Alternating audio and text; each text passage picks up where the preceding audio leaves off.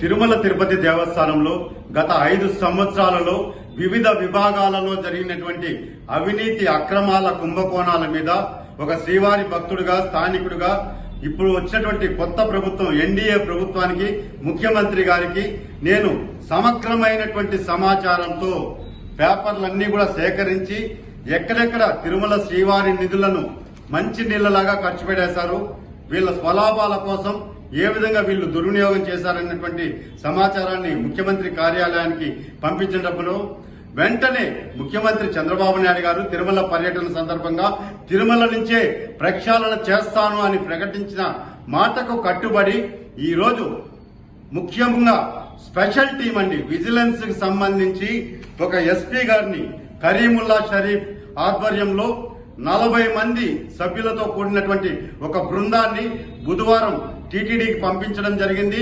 ఆ 40 మంది సభ్యులు కూడా విడివిడిగా విడిపోయి అనేక విభాగాలలో ఇంజనీరింగ్ విభాగంలో అదేవిధంగా శ్రీవారి సేవా టికెట్ల గోల్మాల్లో ముడి సరుకుల కొనుగోళ్లలో జరిగినటువంటి అవినీతి అక్రమాల మీద సమగ్రమైనటువంటి ఆ రికార్డులు ఏదైతే ఉన్నాయో వాటన్నింటినీ కూడా స్వాధీనం చేసుకునే ప్రక్రియ ప్రారంభించడంతో ఇప్పుడు అవినీతి అధికారుల గుండెల్లో రైళ్లు పరిగెడుతున్నాయి.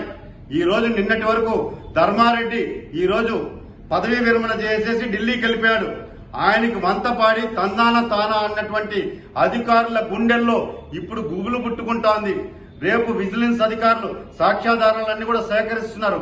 అందులో భాగంగా ఈ రోజు ఎస్పీ గారి కోరిక మేరకు వారు ఫోన్ చేసి రమ్మంటే నేను పద్మావతి అతిథి గృహం తిరుపతిలో ఎస్పీ కరీముల్లా షరీఫ్ గారిని నేరుగా కలవడము, నా దగ్గర ఉన్నటువంటి అన్ని టెండర్లకు సంబంధించిన గోల్మాల్ వ్యవహారం ఏ విధంగా జరిగింది, రివర్స్ టెండరింగ్ పేరుతో ఏ విధంగా కాంట్రాక్టర్ని పిలిపించుకొని ఇంజనీరింగ్ విభాగంలో కీలక అధిపతి అదేవిధంగా సలహాదారులు టీటీడీ ధర్మకర్తల మండలి ధర్మారెడ్డి వీళ్ళందరూ కలిసి ఏ విధంగా కాంట్రాక్టర్లను భయపెట్టి కమిషన్లు దండుకున్నారు, అవసరం లేని చోట అవసరం సృష్టించి టెండర్లు ఏ విధంగా పిలిచారు, ఈరోజు 1 and 2 సత్రాలు ఎందుకు కొట్టాల్సి వచ్చింది, ఐఐటి వాళ్ళు స్పష్టంగా ఇది ఇంకా 25 సంవత్సరాలు భద్రంగా ఉంటుందని చెప్పినా కూడా ఎందుకు కూల్చేశారు, అదేవిధంగా శ్రీవారి సేవా టికెట్లు జేఈఓ కేంద్రం కార్యాలయంగా జరిగినటువంటి తంతు ఎవరైతే ధర్మారెడ్డికి భజన పరులు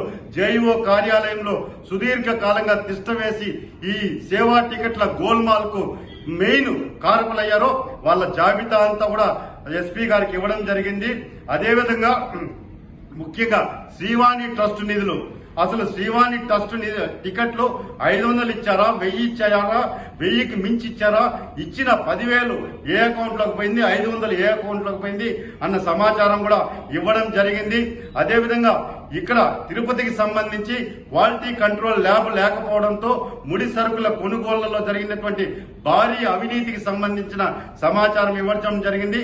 నేను ఒకటే విజ్ఞప్తి చేశా ఎస్పీ గారికి, సార్ టీటీడీలో ఇంకా ధర్మారెడ్డి భజన పరులున్నారు, వాళ్ళంతా కూడా ఈ రోజు ఈఓ గారి చుట్టూరు చేరి వాళ్ళకి సమగ్ర సమాచారం ఇవ్వకుండా తప్పుదోవ పట్టించే ప్రయత్నం చేస్తున్నారు.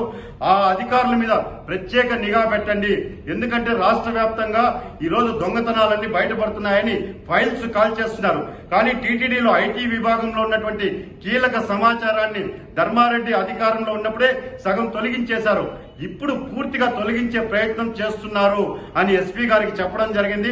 నేను టీటీడీ ఉద్యోగస్తుల్ని అధికారులని హెచ్చరిస్తున్నా, మీరు గాని తప్పు చేసి రికార్డులు గాని తారుమారు చేసి కాగితాలు కాల్చే ప్రయత్నం చేస్తే మీకు శ్రీకృష్ణ జన్మస్థానం తప్పదు అని చెప్పి హెచ్చరిస్తున్నానండి. రేపు రాబోయే రోజుల్లో ఇంకా వాళ్ళు 15 రోజులు 30 రోజులు తిరుపతిలోనే ఉంటున్నారు. ఇంకా లోతుగా సమగ్ర సమాచారాన్ని ఇంకా తీసుకుంటున్నాము. ఎక్కడెక్కడ ఈ అక్రమాల లావాదేవీల బ్యాంక్ అకౌంట్లు ఉన్నాయి, వీళ్ళ ఆస్తులున్నాయి, జేఈఓ కార్యాలయంలో ఉన్నటువంటి సిబ్బంది వ్యవహారం అంతా కూడా ఈరోజు ఎస్పీ గారికి చెప్పాము. రేపు త్వరలో అన్ని వాస్తవాలతో వెలుగులోకి వస్తాయి. శ్రీవారి దయతో చంద్రబాబు నాయుడు గారు స్పందించినందుకు వారికి మనస్ఫూర్తిగా భక్తుడిగా బీజేపీ తరఫున కృతజ్ఞతలు తెలియజేసుకుంటున్నానండి.